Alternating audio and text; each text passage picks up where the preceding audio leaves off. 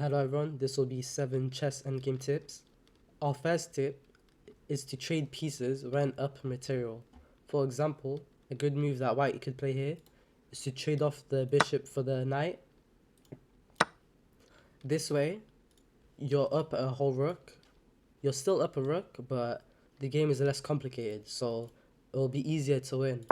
And for example, if you could trade off, okay, not that move, of course. For example, if you could trade off both the rooks, you're just up a rook, and this is like very easily winning for white. Like you can win all the pieces, you can win the pawns, you could promote, and this is an easy win. Our second tip is to activate pieces. For example, black could play rook e1, and after king b2, knight e4 is a really good move because it attacks this pawn and it's impossible to defend.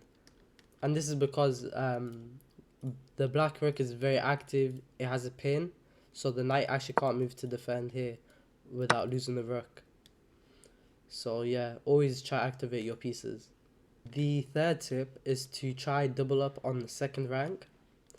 For example, a good move here would be rook d2 because it forces white to play rook f1 to defend this pawn. So it gives white a very passive position, protecting pawns and stuff. And your rooks are very active. And also, white may not be able to defend all the pawns. For example, this pawn was left undefended. And yeah, so try double up on the second rank. And it's also because all the pawns, they do start on the second rank, for example, here. And for white, it would be good to double up on the 7th rank here. Our fourth tip is to create passed pawns. For example, g4 is a good move because you do have a pawn majority on this side. As you can see, it's a 2-on-1. And after some moves, you could play something like h4. And if black plays h5, you can play g5, and this forces a trade. If black doesn't trade and he pushes the pawn, then you can promote. So yeah, always try to create pass pawns using a pawn majority. Our fifth tip is to try push past pawns. For example, in this position we have a passed h pawn, and it has no opposing pawns, so there's no pawn here on the h5 and there's no pawn on g5 which could stop it.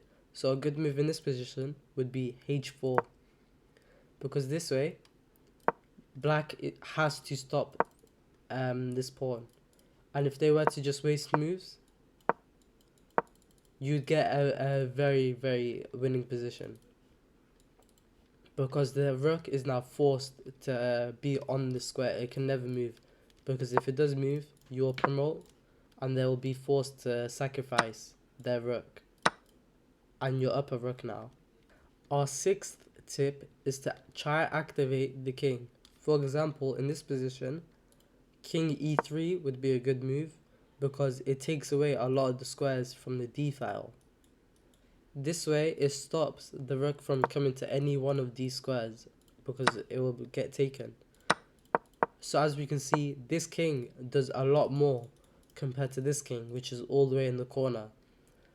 So towards the end of the game, you always want to try have a more active king.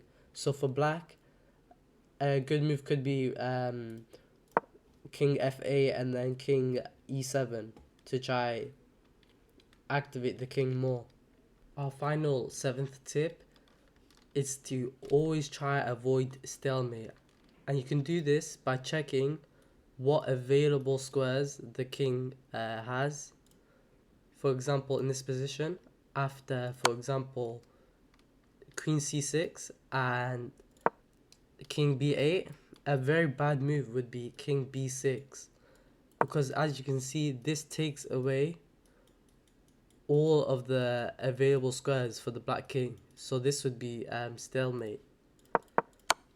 Like another way this could happen is after something like queen b6 and king a8. if you want to try bring the king in to checkmate, you might end up stalemating them because the king doesn't have any squares to go to. So you should always try have like at least one available square for the king. So after king b8, you should play queen b5 because now the king has this square, and you can just checkmate like that.